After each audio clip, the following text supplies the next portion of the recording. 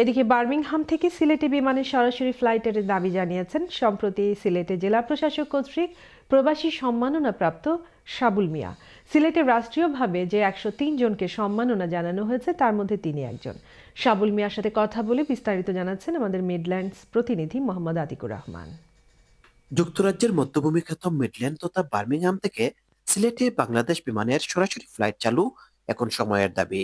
Birmingham ও আশপাশ এলাকার লক্ষাধিক প্রবাসী দীর্ঘদিন ধরে এ দাবি জানিয়ে আসছেন।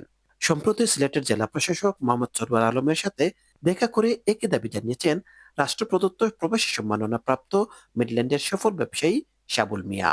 আপনারা চাইরা যে ওভারসিজ বাংলাদেশির একটা কমিউনিকেশন বাংলাদেশের লগে হইতো, কমিউনিকেশন যদি হয় আমি মনে করি যে আপনারা বিমানের যে ভাড়াটা আছে ভাড়াটা আপনারা সাশ্রয় করুকা। যদি আমরা ফ্লাইট একটা ফ্লাইট নেই তে মাসে 4টা ফ্লাইট হইবে, 4টা ফ্লাইটের 4 থেকে 5 কোটি টাকা এই বার্মিয়ামের শুভাকাঙ্ক্ষী বিত্তশালী যারা আছে আমরা অ্যাডভান্স বিমান রে দিয়া দিব।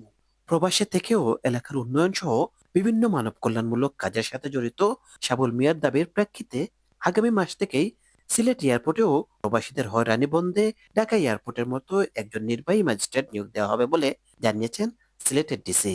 ঢাকাতে দেখছি একটা নতুন ম্যাজিস্ট্রেট দেওয়া হয়েছে, উনি সারাক্ষণ এভরি প্ল্যাটফর্মে চক্কর দিয়ে দেখতেছেন কি হইতেছে।